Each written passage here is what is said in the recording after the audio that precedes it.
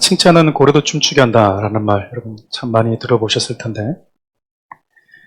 실제로 여러분 칭찬과 격려의 말이 우리 사람들뿐만 아니라 동물들에게도 참 많은 영향을 미치는 게 사실입니다. 예전에 이런 이야기를 들은 적이 있습니다. 한 형제가 예수를 믿게 된 과정이었었는데요. 교회를 안 다니고 있는 자기 자신에게 친구가 날마다 와서 복음을 전했던 거죠. 이 친구가 교회 와서 이 친구가 자기에게 와서 늘 했던 것들 중에 하나가 당신은 사랑받기 위해서 태어난 사람이라고 하는 이 축복의 찬양을 계속해서 불러주었다고 합니다. 근데 그것도 참 남자가 남자에게 노래를 불러주는 것도 참 어색한데 친구는 자꾸 자기 자신에게 두 손을 벌려서 당신은 사랑받기 위해 태어난 사람을 꼭 끝까지 완창을 했더라고요. 교회를 나가기 전이었음에도 불구하고 하도 이 친구가 만날 때마다 이 찬양을 불러주니까 이미 이 노래를 다 알고 있었던 거죠. 처음엔 좀 어색하고 좀 부담스럽기도 했지만 이 친구의 지속적인 이 전도로 인해서 드디어 교회를 나오게 되었습니다. 교회를 나오게 되었는데 참 그날도 목사님 설교가 뭐 나쁜 것은 아니지만 초신자에게는 나름대로 좀 까다로운 귀신에 대한 설교였어요. 교회 가면 목사님이 얘기하면 아멘 하면서 받아들여야 되고 목사님 말씀하시면 내가 잘 그 말씀에 순종하면서 따르겠다라는 마음을 가지고 예배 드려야 돼 라는 친구가 알려준 그 말을 가지고 목사님이 설교하면 아멘 하고 그리고 나 저렇게 한번 살아봐야지 라고 다짐하면서 설교를 들었다고요. 그날 설교 내용 여러 가지 내용 중에 하나가 귀신은 기도할 때 가장 많이 역사를 합니다. 그리고 때로는 그렇게 기도하다 보면 귀신이 눈에 보일 때도 있습니다. 그럴 때는 이 찬양을 부르면서 기도하라고 하는 목사의 말씀이었어요. 그 말씀이 나름대로 은혜가 되었던 것 같습니다. 친구의 말을 듣고 나도 예수님 믿고 제대로 된 신앙생활을 한번 해보겠다라는 다짐을 가지고 하루는 교회 기도골에 들어가서 기도를 하기 시작했어요. 기도골에 들어가서 기도를 하려고 탁 눈을 감았는데 여러분 참 신기하게 귀신이 보이는 겁니다. 얼마나 놀랬겠습니까 여러분. 귀신이 앞에 보이는데. 근데 이분이 며칠 전에 목사님이 출연하셨던 말씀이 생각이 나는 거예요. 기도할 때 뭐가 보인다? 뭐가 가장 많이 역사한다? 귀신이 가장 역사를 많이 한다. 내가 기도하려고 했더니 귀신이 역사하는구나. 그리고 어떤 이들에게는 귀신이 뭐 할 수도 있다. 보일 수도 있다. 그때 뭐 하라? 찬양을 부르라. 근데 이 사람이 처음 교회를 나오다 보니까 아는 찬양이 당신은 사랑받기 위해 태어난 사람이란 찬양밖에 없었어요. 너무 당황해서 자기가 유일하게 알고 있던 찬양을 눈에 보이는 귀신을 향해서 당신은 사랑받기 위해 태어난 사람 이렇게 부른 겁니다. 1절만 불렀으면 되는데 2절 부를 때는 친구가 자기가 했던 것처럼 두 손을 이렇게 앞으로 벌려서 당신은 사랑받기 위해 태어난 사람 이렇게 부르는 거예요. 귀신이 얼마나 당황했겠습니까 여러분. 처음 들어본 이 축복의 메시지에 귀신이 너무나 황당했죠. 그래서 이런 답가를 불렀습니다. 감사해요 깨닫지 못했었는데 내가 끝까지 제가 불러야 되는데 웃으면 안 되는데 깨닫지 못했었는데 내가 얼마나 소중한 사람인지 귀신이 2절까지 축복의 이 찬양을 듣고 나니까 눈물을 흘리면서 감동을 받았어요. 그래서 불렀던 찬양이 감사해요 였어요. 감사해요 깨닫지 못했었는데 우습게 소리지만 여러분 우리가 하는 말에 이 상상을 초월하는 힘이 있다라는 거예요. 축복의 말이 동물뿐만 아니라 귀신도 이렇게 감동케 하는 능력이 있는 것 같습니다. 생각해보면 여러분 우리 사람들은 이 평생 언어라는 것을 주고받으면서 살아갑니다. 사람들은 언어를 통해서 누군가를 위로하기도 하고요. 용기를 북돋아주기도 하고 격려하기도 하지만 또 누군가에게 본의 아니게 상처를 주기도 하고 또 상처를 받으면서 살아가는 것도 사실입니다. 참 모순되게도 우리는 하나님께서 우리에게 주신 이 하나의 입을 가지고 완전히 다른 극과 극의 말을 하면서 살아갈 때가 참 많아요. 우리 야고보서 3장 9절 말씀 함께 읽어볼까요? 이것으로 우리가 주 하나님 아버지를 찬송하고 또 이것으로 하나님의 형상대로 지음받은 사람을 저주하나니. 야고보 3장에서 방금 우리가 읽었던 이것이라고 하는 것은 우리 입에서 나오는 언어를 뜻합니다. 하나님 주신 이 입의 언어를 가지고 하나님을 찬양하기도 하지만 하나님의 형상대로 지음받은 사람들을 저주하기도 한다라는 거예요. 왜 우리가 이렇게 한 입으로 두말하는 자들이 되어버렸을까요? 처음부터 그랬던 거 아니라고 성경이 우리에게 가르쳐 줍니다. 그럼 하나님께서 우리에게 처음 주셨던 언어는 어떤 언어였는가? 동시에 오늘 우리가 읽었던 요한복음 6장 63절에 기록된 우리 예수님의 이 언어를 통해서 우리가 잃어버렸던 언어가 무엇이었는지 이거 좀 살펴볼 필요가 있어요.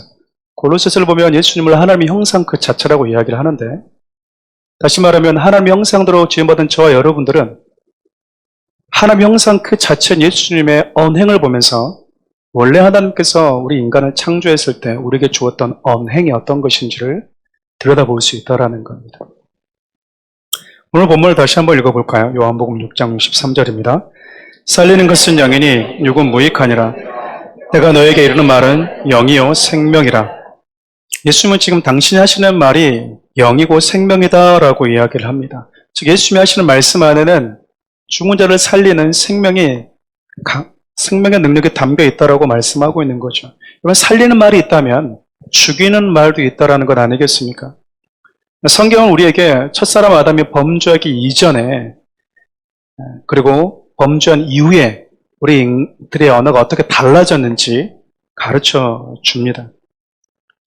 범죄하기 전 인간은 하나님의 형상을 닮은 언어를 사용했다면 범죄한 이후의 인간들의 언어는 하나님의 형상을 상실해버린 언어를 사용하고 있다고 말할 수 있겠죠.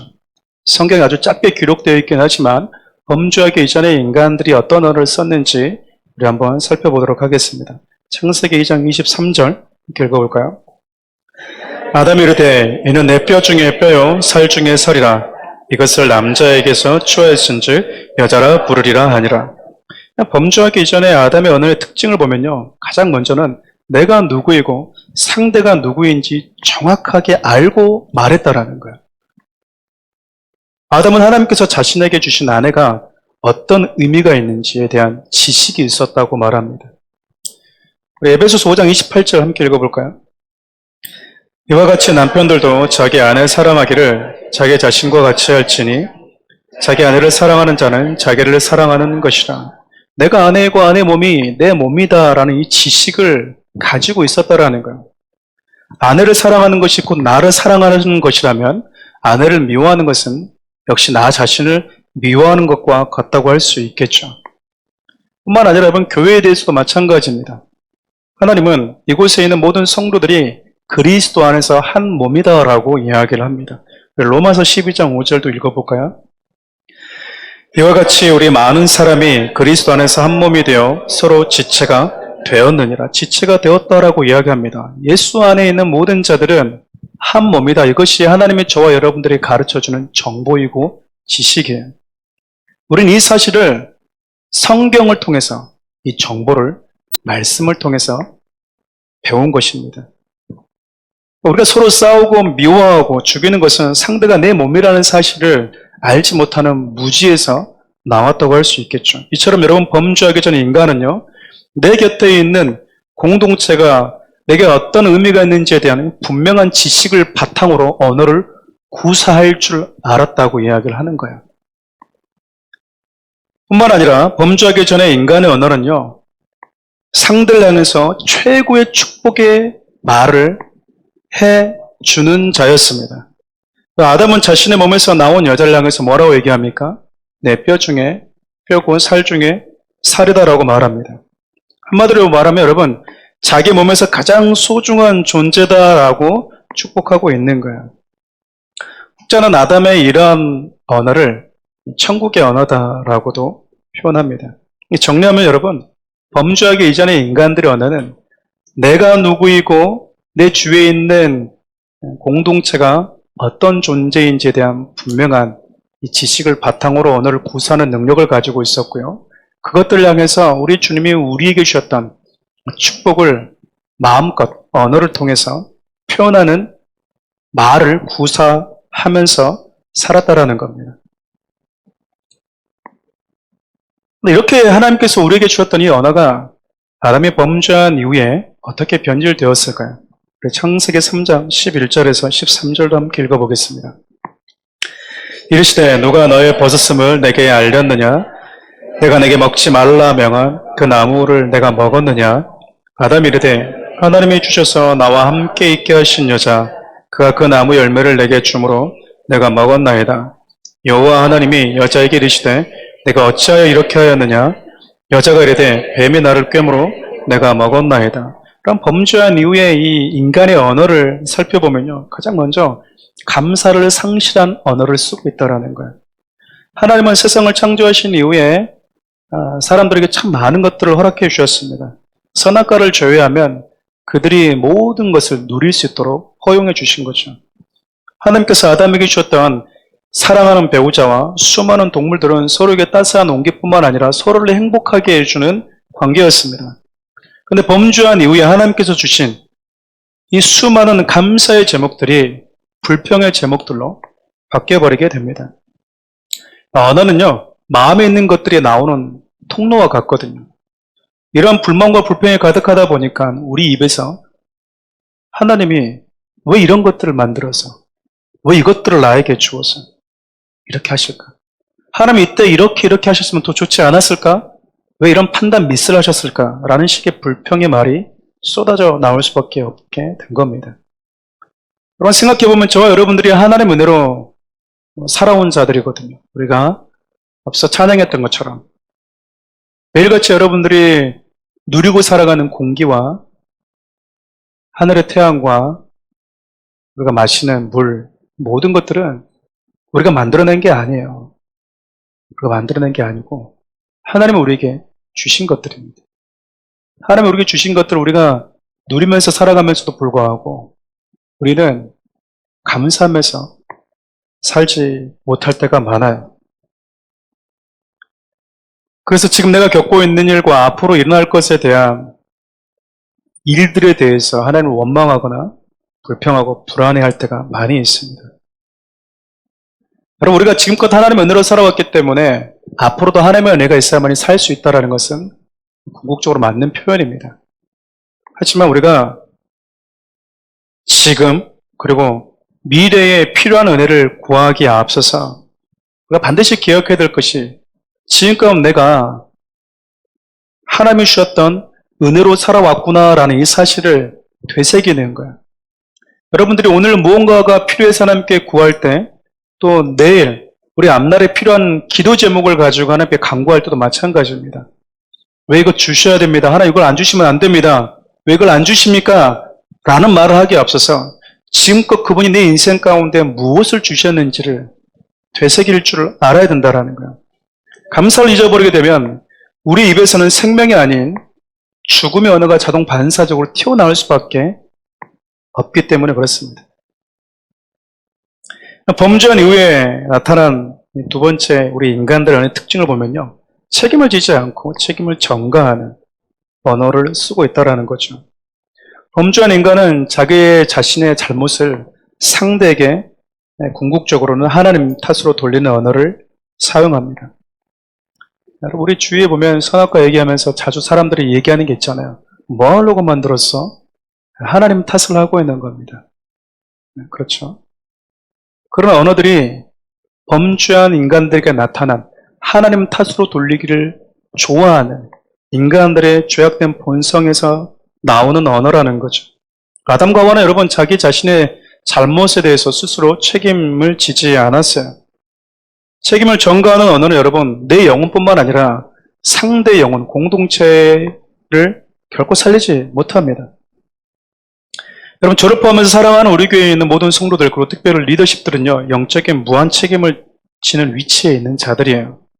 나의 정당성을 주장하거나 옳고 그름을 따지기 이전에 상대의 연약함과 실수까지 끌어안을 수 있는 넓은 마음을 우리가 가질 필요가 있다라는 겁니다.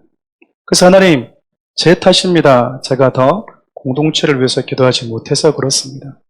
그들은 잘못이 없습니다. 제가 잘못 양육했기 때문입니다. 라는 이 책임지는 언어를 가지고 내 자신과 공동체를 살릴 수 있는 자들이 되었으면 좋겠어요. 여러분, 옳고 그름보다 더 중요한 것이 사랑이거든요. 무엇이 옳으냐 그러냐보다 그것이 사랑이었느냐가 더 중요하기 때문에 그렇습니다. 여러분, 죄에 감염된 언어를 가지고 서로에게 상처를 주는 일이 우리 안에 가급적 없었으면 좋겠어요. 적지 않은 이들이 범죄한 이후에 변질된 언어를 사용하는 누군가의 말 한마디에 매여서 평생을 고통스럽게 살아갑니다. 좀 가슴 아픈 일인 거죠. 그럼에도 불구하고 그러한 상처를 가지고 살아가는 자들에게 목사로서 권면해 주신 말이 있어요. 여러분, 내게 상처를 주었던 그 어떤 이의 특정한 말이 한 번뿐인 내 소중한 삶을 지배하도록 하면 안 되는 거예요. 내게 상처를 준 사람의 말이 다시 없을 내 인생을 지배하도록 방치하는 것은 결코 지혜로운 일이 아닙니다. 왜 그 사람의 말이 내 인생을 지배해야 되는 거죠? 하나님의 나에게 주신 생명의 언어가 아닌 나에게 상처를 주고 나를 나락으로 내몰았던 그 아픔의 말을 왜 내가 들어야 되고 그 말에 하나뿐인 내 인생을 그 말에 지배하도록 가만히 내가 방치하고 있었어야 되겠냐 그 말입니다. 저는 사랑하는 우리 교회 성도들이 그 어떤 이들의 말을 들을 때 그 상처에 대한 말로 인해서 여러분들의 소중한 삶, 인생을 허비하는 일이 없었으면 좋겠어요.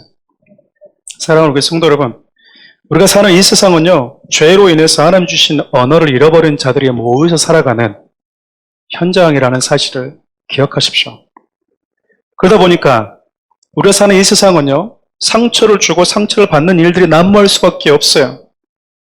여러분, 그렇다고 해서 제대로 방치된 언어를 또 성도들이 정당화할 수도 없는 노릇입니다. 죄에 감염되어 버린 언어가 난무한 현장에서 말의 실수를 줄이는 것은 참 쉽지 않아요. 그럼에도 불구하고 성경이 우리에게 몇 가지 비결을 가르쳐 줍니다. 첫 번째 비결이 우리 모두가 실수할 수 있다는 것을 인정하라는 겁니다. 여기서 우리는요, 여러분, 나 자신도 포함이 되는 거예요. 우리 야고보서 3장 2절 함께 볼까요? 우리가 다 실수가 많으니 만일 말에 실수가 없는 자라면 곧 온전한 사람이라 능히 온몸도 굴레에 씌우리라. 모든 인간은 말에 실수한다고 합니다. 모든 인간은 아담으로부터 타고난 이 죄성을 가지고 있기 때문에 그렇습니다. 죄성을 가지는 인간들이 모여 살고 있는 이 세상이란 현장 속에서는 누구든 실수할 수 있다라는 거예요. 예수님도 죄성을 가지고 있는 인간들이 모여 살고 있는 사회 속에서 실족해 하는 일이 없을 수 없다라고 말씀하십니다. 우리 마태복음 18장 7절 읽어볼까요? 실족하게 하는 일들이 있음으로 말미암아 세상에 화가 있도다. 실족하게 하는 일이 없을 수는 없으나 실족하게 하는 그 사람에게는 화가 있도다. 실족하게 하는 일이 없을 수는 없다. 이 말은 우리 주님도 우리가 살고 있는 이 세상이 죄로 인해서 망가져버린 세상이라는 것을 인정하고 있다는 거거든요. 너희들이 지금 그곳에 살고 있다. 그곳에서. 너희들이 살아가는 현장이 바로 그 현장이라는 거예요. 실족해 하는 일이 난무하는 곳이다. 말에 있어서 실수가 없으면 얼마나 좋겠습니까? 그럼 앞서 얘기했던 것처럼 우리가 살고 있는 세상이라는 현장은 그렇지 못한 곳입니다. 그런데 사역을 하다 보면 목사님 제가 아무개 말로 상처를 받았습니다 라는 말을 참 많이 듣습니다. 그런데 반대로 목사님 제가 아무개에게 상처를 주었습니다 라는 말은 거의 들어본 적이 없습니다. 상처를 받은 사람은 많은데 상처를 준 사람은 찾아보기가 힘든 것이죠. 그렇다면 그 많은 상처는 다 어디에서 왔을까요?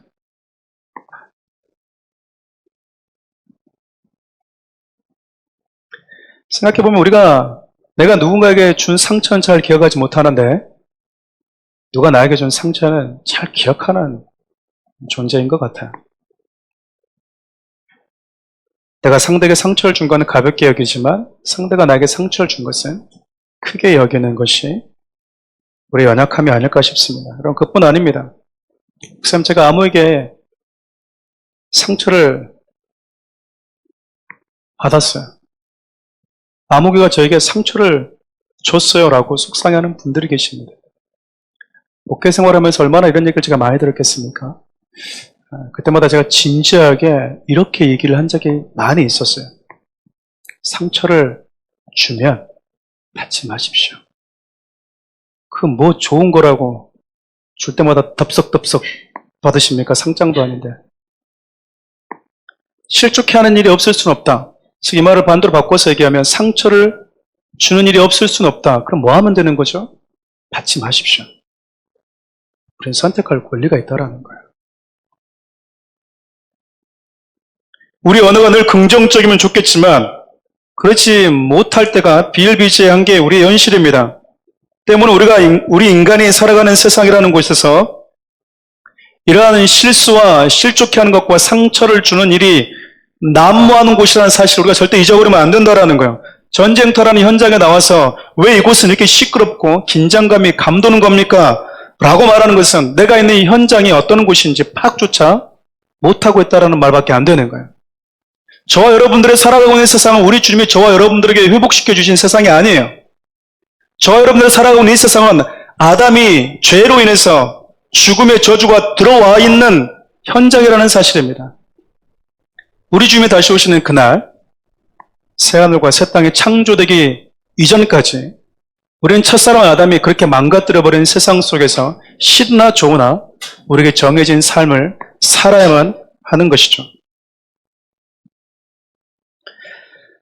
공동체를 섬기다 보면 악의적인 말로 상대를 힘들게 할 때도 있지만 그것보다 더 많은 것은 선의를 가지고 있음에도 불구하고 서투른 표현으로 인해서 오해가 생기는 경우가 더 많습니다. 자신의 진정성이 있는 이 마음을 말로 표현하는데 서툰 것이죠. 이것이 인간의 연약함이자 부정할 수 없는 저와 여러분들의 수준이고 현실이에요. 때문에 여러분 우리는 내 자신의 실수뿐만 아니라 상대의 실수도 끌어안을 수 있는 영적인 여유를 가지고 있어야 돼요. 왜 그렇게 나한테 이야기를 하지? 왜 나한테 그런 표정을 짓지? 라는 말로 여러분 상대에 대해서 오해할 필요가 없다라는 겁니다. 진지하게 얘기하고는 자꾸 웃고 있는 거죠. 비웃는 것 같습니다. 사람이 이야기합니다. 원래 웃는 상입니다. 인상이 그런 걸 어떻게 하겠습니까? 웃는 상인 걸. 네? 성형을 할 수도 없고. 또 어떤 분은 얘기하면 막 이렇게 긴장되어 있어요. 뭔가 불편한 것 같습니다. 혹시 뭐 불만 있으십니까? 아닌데요. 아니 좀 표정이 그래서. 원래 좀 제가 이랬습니다. 표정이 그러면 어떻게 하겠습니까? 내 식대로 상대를 이해하는 것이 아니라 그 상대의 입장에서 그를 이해할 수 있는 여유를 가질 필요가 있다는 거예요. 여기서 제가 저희 가족 얘기를 해서 좀 참 죄송하지만 여러분 부모님들 종종 다툴 때가 있지 않습니까? 저희 부모님들도 종종 다투실 때가 있었는데 그러면 제가 큰 아들이다 보니 저희 아버지와 저희 어머니가 이 둘만의 전쟁터에서 저라는 이 진지를 점령하기 위해서 각 가정예를 쓰십니다. 저를 당신들의 아군으로 삼으려고 제게 다가오는 것이죠. 어머니가 얘기합니다. 너희 아버지가 이렇게 하셨다. 아버지가 얘기하십니다. 어머니가 이렇게 하셨다. 그때마다 제가 얘기합니다. 저는 두 분의 말을 다 믿지 않습니다. 저는 아버지 말을 다 믿은 적도 없고 저희 어머니 말을 믿은 적도 없습니다. 적어도 두 분이 다투는 그 이슈에 대해서는. 왜냐하면 사람은 항상 다투게 되면 자기 입장에서 이야기할 수밖에 없거든요. 자기의 정당성을 주장하려면 본인에게 상대를 부정적인 이미지로 씌워야 되거든요. 그만큼 우리가 말을 하는 데 있어서 악의적이고 공격적일 때가 않다라는 겁니다. 여러분, 우리가 서로를 이해하기 위해서는 앞서 얘기했던 것처럼 우리가 다 실수가 있구나라는 사실과 더불어서 상대방의 말을 여러분 끝까지 들어주는 것도 중요합니다. 말은 나의 마음을 상대에게 전달하는 것뿐만 아니라 상대의 마음이 어떤 것인지 그것을 이해하는 좋은 도구가 돼요. 여러분, 부부 사이만 해도 마찬가지입니다. 상대방의 말을 진솔하게 끝까지만 들어도요, 상대의 마음을 이해할 수가 있어요. 근데 문제는 부부 사이에서조차도 상대의 말을 끝까지 들어본 적이 별로 없다라는 거예요. 어떤 분들은 두괄식으로 이야기합니다. 연역법으로 얘기하는 거죠. 주제를 먼저 던지고 이야기를 합니다. 어떤 분들은 귀납법으로 이야기를 합니다. 도대체 무슨 얘기 하려고 그러지? 일단 마지막에 이거야. 근데 여러분, 결국 귀납법으로 얘기하시는 분들이 자기의 의견을 상대방에게 얘기를 다 하고 얘기가 마치는 경우는 거의 없습니다. 왜일까요? 얘기하다 보면은 내가 언제 그랬어? 아니, 그게 아니라 당신이 그랬잖아. 내가 언제 그랬어? 그러다 보면 결국 내가 그 상대방이 하고 싶은 얘기를 다 하지 못해요. 우리가 여러분, 그만큼 사랑하는 배우자의 말을 귀담아 듣는데 단 몇 분도 할애하지 못하는 연약함이 있다는 거예요. 대부분의 다툼들이 어디서 일어나는가? 얘기하다 보면 자꾸 말을 자릅니다. 내가 얘기해야 되는 거예요. 내가. 상대 말을 끝까지 듣고 진지하게 들어주려고 하는 그 인내가 우리에게 너무나 부족한 거예요. 가끔 눈빛만 보면 안다는 분들이 있어요. 책으로 조심해야 되는 분들이. 눈빛만 보면 안다는 분들.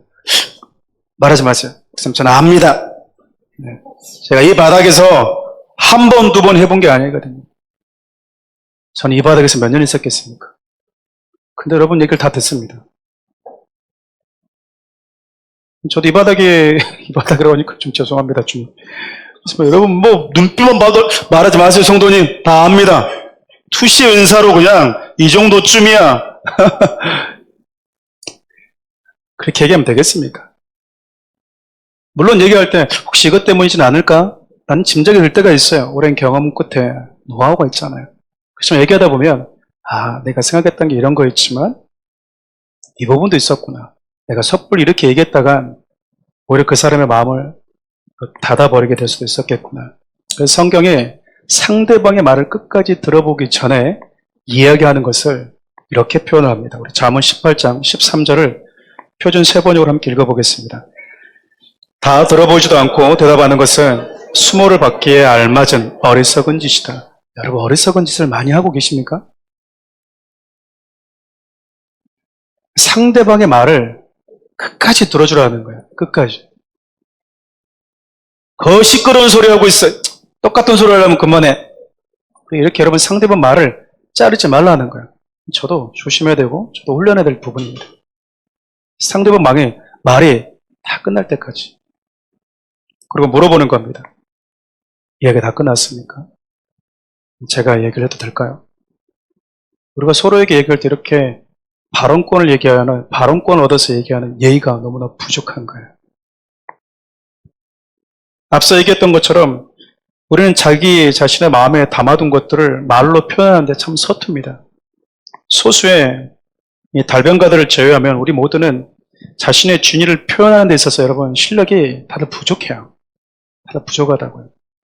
그거 있잖아, 그거. 이렇게 얘기합니다. 거시기 있잖아, 이렇게. 그럼 누가 알고 있습니까? 오죽하면, 집사님, 사랑한다고 좀 얘기 좀 해보세요. 목사님, 꼭 말을 해야 합니까? 우리는 말하지 않아도 다 압니다. 이 말이 뭔 말일까요? 말 안 해도 다 압니다. 이 말은 못 합니다. 그 말이잖아요. 그런 말을 할 줄을 모릅니다. 그런 말을 배워본 적이 없고 해본 적이 없습니다. 이 말이거든요. 그런 분들이 자주 자신을 변명하고 쓰는 말이 꼭 말을 해야만이 압니까? 라는 거예요. 말 안 하면 모릅니다. 말 안 하면 몰라요, 여러분. 같은 집에 사는 부부도 아내가 말하지 않고 남편 말 안 하면 모르는데 말 안 하는데 어떻게 알겠습니까? 그만큼 우리는 여러분 자기 자신의 마음을 표현하는 데 서툴어요. 그렇기 때문에 우리가 인내를 가지고 상대방을 존중하는 마음을 가지고 그의 이야기를 끝까지 진지하게 들을 수 있는 마음의 여유가 필요하다라는 거예요. 말이 많으신 분들, 저처럼 말을 많이 해야만이 되는 분들, 이런 분들은 특별히 더 마음에 새기시길 바랍니다. 아멘. 다 아멘 하셔야 돼요. 여러분들은 다들 말을 하셔야 되는 분들이니까. 사랑하는 우리 성도 여러분, 어쩌면 제가 오늘 여러분들에게 들려주고 있는 이 설교의 내용은 여러분들 일정 부분 알고 있는 내용들이 많고요. 또 들어왔을 내용들일 겁니다. 그렇지만 여러분 이 주제가 참 쉽지 않아요. 성경이 얼마나 어려운지 말을 길들일 사람이 없다라고까지 표현하겠습니까? 우리 야고보서 3장 7절에서 8절 함께 읽어볼까요? 여러 종류의 짐승과 새와 벌레와 바다의 생물을 다 사람이 길들일 수 있고 길들여 왔거니와 혀는 능히 길들일 사람이 없나니 쉬지 아니하는 악이요 죽이는 독이 가득한 것이라. 세상의 수많은 피조물들은 길들여진대요. 그런데 혀의 말은 잘 길들여지지 않는다고 합니다. 시간이 지나서 연륜이 쌓였다고 해서 성숙한 언어를 사용하게 될 수 있는 능력이 자동적으로 생기는 것도 아니라는 말이에요. 그렇다면 여러분 우리의 언어는 이렇게 방치해둬야 되겠습니까? 말로 소통하면서 살아갈 수밖에 없는 존재가 우리 인간이라면 저와 여러분들의 언어가 길들여져야 된다라는 거예요. 능히 길들일 존재가 없다 이 말은 하나님만 너희들의 혀를 길들일 수 있다 이 말이에요. 우리의 혀가 주님께 길들여질 때 비로소 하나님께서 맨 처음 우리 인간을 창조하실 때 그 입에 주셨던 언어를 사용할 수 있게 되는 겁니다. 여러분 예수님의 손에 붙들린 언어라는 것이 무엇을 의미할까요? 이 말은요, 그분의 말을 우리의 마음과 우리의 혀에 담아둔다라는 것을 뜻해요. 오늘 우리가 읽었던 요한복음 6장 63절 말씀을 보면 예수님의 입에서 나오는 모든 말씀은요, 죽었던 자들을 살리는 능력이 있었습니다. 예수님은 하나님이세요. 그분의 말씀 자체가 하나님의 말씀이라는 겁니다. 그분의 말씀은 죽었던 나사로도 살렸고 귀신 들린 자들을 자유케 하는 언어였습니다. 그분은 상처받은 자들을 어루만지는 따스한 언어였고 유일한 생명을 주는 말씀이었다라고 이야기합니다. 그래서 예수님의 말을 듣는 자들은 다 살아났다라고 이야기하는 거예요. 요한복음 5장 25절 함께 읽어볼까요? 진실로 진실로 너에게 이르노니 죽은 자들이 하나님의 아들의 음성을 들을 때가 오나니 곧 있더라. 듣는 자는 살아나리라. 예수님의 말씀을 듣는 자들이 살아난대요. 나의 말에는 능력이 없지만 내 입에 예수님의 말을 넣어 전할 때 동일한 생명의 역사가 나타난다라는 겁니다. 누가복음 6장 45절 말씀도 함께 읽어볼까요? 선한 사람은 마음에 쌓은 선에서 선을 내고 악한 자는 그 쌓은 악에서 악을 내나니 이는 마음에 가득한 것을 입으로 말함이라. 우리가 어떤 것을 마음에 담고 있느냐에 따라서 우리의 언어가 결정된다라는 거예요. 성경을 보면 두루마리에 적힌 하나님의 이 말을 먹고 그 하나님의 말을 전했던 자들이 있었습니다. 하나님의 말을 먹었던 자들이 이야기할 때 동일한 생명의 역사가 나타났다는 것을 우리는 성경을 통해서 확인하게 됩니다. 그렇다면 여러분, 여러분들도 하나님의 말을 먹어야 되는 거예요. 하나님의 언어와 그분의 말을 우리의 마음 빈틈없이 꽉 채워야 된다는 겁니다. 그러면 우리 입에선 자동적으로 우리 안에 가득 쌓여있는 예수님의 말이 튀어나오게 될 거예요. 그리고 내 입에서 나가는 예수님의 말을 듣는 자들이 회복되게 될 것입니다. 오늘 우리는 언어에 대해서 살펴보았습니다. 예수님처럼 살리는 언어를 사용하고 있는지 아니면 누군가에게 상처를 주고 죽인 언어를 가지고 살아가고 있는지, 내 안에 도대체 무엇이 쌓여 있어서 어떤 말과 어떤 사상이 쌓여 있어서 이런 말들이 나가는지 우리가 진지하게 점검해 봐야 합니다. 여러분 무엇을 마음에 쌓고 계십니까? 무엇을 쌓아놨기에 어떤 언어가 나오고 계시는지 묻고 있는 겁니다. 이 질문에 대한 답이 궁금하신 분들은 나의 언어를 가장 많이 듣고 있는 사람이 그 사람의 얼굴이 지금 어떤가를 보시면 됩니다. 나의 말을 가장 많이 듣고 있는 사람이 살아나고 생기가 있는지 아니면 죽어가고 있는지를 보시면 내가 어떤 말을 쓰고 있는지를 점검할 수 있을까요? 목사님, 저는 저 사람에게 한마디도 안 하고요. 일주일 동안 한마디도 안 하는데 얼굴이 활짝 펴요. 근데 제가 한마디 했더니 얼굴이 확 죽었어요. 그럼 언어가 문제가 있는 거예요, 언어가 문제가 있다. 예수님의 말씀을 듣는 자들이 살아났다라고 얘기하지 않습니까? 말씀을 맺고자 합니다. 사랑하는 우리 성도 여러분, 첫사람의 죄로 인해서 주님이 다시 오시는 그날까지 저와 여러분들은 천국의 언어를 잃어버린 세상이라는 이 현실 속에서 살아가야만 합니다. 그럼에도 감사한 것은요, 예수님을 통해서 하나님께서 그분이 맨 처음 우리에게 주셨던 언어가 어떤 언어였는지를 성경에 유일하게 우리에게 가르쳐주고 있다는 것이죠. 그리고 이 죄로 인해서 통제되기 어려운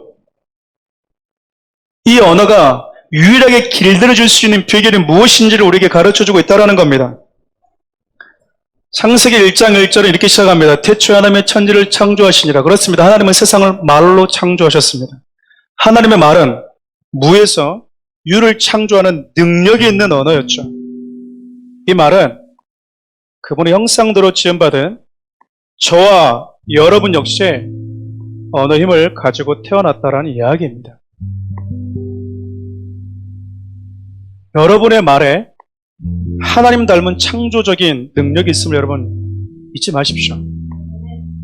보이지 않는 세계에 절대적인 영향을 미치는 것이 바로 창조주 하나님의 말입니다.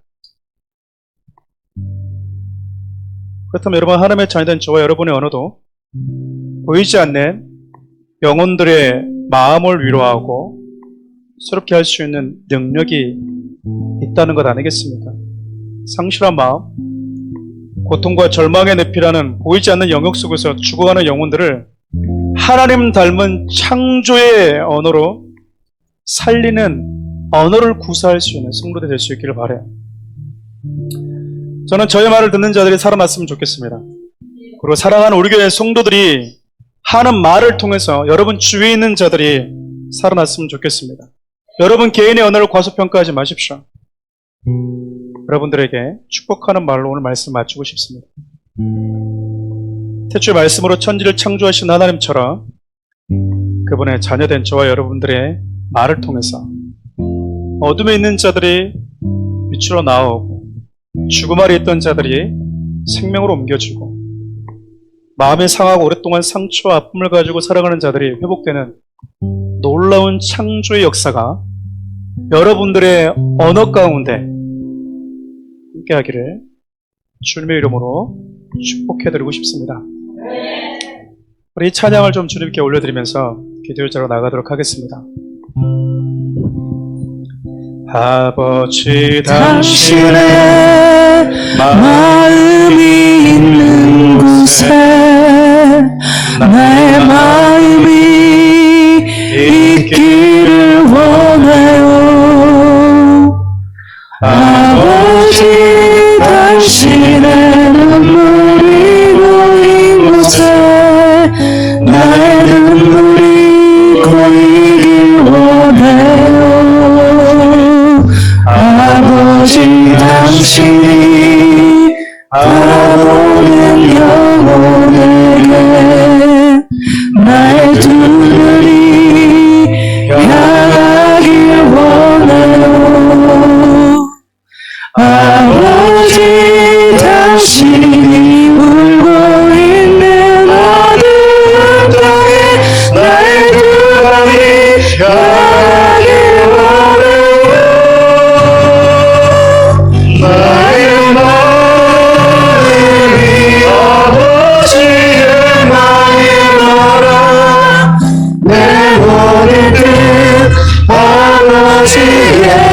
뜻이 될 수 있기를 나의 온몸이 아버지의 마음만 내 모든 삶 당신의 삶 되기를 아버지의 마음하라 나의 마음이 아버지의 마음하라 내 모든 뜻 아버지의 뜻이 될 수 있기를 나의 온몸이 아버지의 마음하라 내 모든 삶 당신의 삶 되기를 기도합시다. 여러분, 말씀을 좀 붙들고 기도했으면 좋겠습니다. 저와 여러분들이 살아가는 이 세상이요, 하나님이 주신 언어를 잃어버린 세상입니다.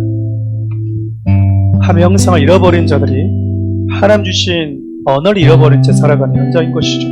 왜 이곳에 실족하는 일들이 있는가? 왜 이곳에 나에게 상처를 주는 일이 있는가? 여러분, 이렇게 투박하지 마십시오. 이 세상이 그런 곳입니다. 그곳에서 그리스도인들은 어떤 언어를 다시 회복시켜야 되는가? 살리는 언어를 주셨는데 이제 누군가가 나의 말을 듣고 상처받고 죽어가는 이 현실 속에서 예수님은 저와 여러분들의 언어를 통해서 또 다른 자들을 살리고 싶어 하세요. 내 말이 아니고요, 내 안에 주님의 말을 가득 담으십시오. 하나님, 내 안에 주님의 사상과 주님의 말씀과 주님의 말을 가득 담아주십시오 라고 기도합시다. 그래서 상처가 난무하고 실족해하는 일이 난무한 이 세상을 살아가는 가슴 아픈 영혼들을 우리가 만날 때 우리 주님의 음성을 듣는 자들이 살아났던 것처럼 나의 언어를 듣는 자들이, 아니 나를 통해서 들려진 주님의 언어를 듣는 자들이 살아나게 해달라고 두 가지 붙들고 주 이름 한번 부르면서 기도자 나가도록 하겠습니다. 주여, 살아계신 하나님, 우리가 사는 세상을 실족해하는 일이 난무하는 곳입니다. 상처가 난무하는 곳이죠. 상대방이 여기를 끝까지 싫어하고 내가 하고 싶은 말을 먼저 앞세우는 현장입니다. 이런 현실 속에서, 이런 현장 속에서 우리 주님이 우리를 다시 부르시기 전까지 우리가 살아내야 될 이 아픈 현실 속에서 우리가 하나님의 세상을 탓하고 실족해하는 사건을 탓하고 상처를 주는 말을 탓하고 상처를 주는 그 누군가에게 하나님 큰 아픔을 가지고 살아가는 자들이 아니라 도리어 주님의 말씀으로 살아난 하나님 우리를 통해서 여전히 죽어가는 영혼들을 살리는 천국의 언어를, 생명의 언어를 구사하는 자들로 살아갈 수 있도록 도와주십시오. 사랑하는 성들 마음 가운데, 이들의 혀 가운데 우리 주님의 마음을, 우리 주님의 말을 가득 담아 주옵소서.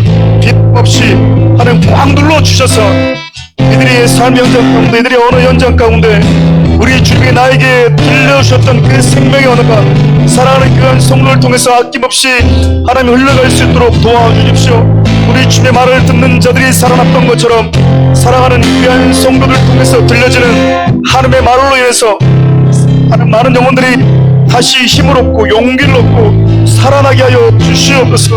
하나님, 세상을 말로 창조하셨던 우리 하나님의 창조적인 언어의 역사가 사랑하는 귀한 성도들의 삶 현장 가운데, 사랑하는 귀한 성도들의 언어 가운데 하나님 드러나게 하여 주시고 그들의 입속에 주님의 말을 넣어 주시옵소서. 그래서 하나님, 이제는 우리가 세상 가운데서 죄로 인해 죽어가는 세상 가운데서 살리는 자들로 살아가는 성도들이 되게 하여 주시옵소서.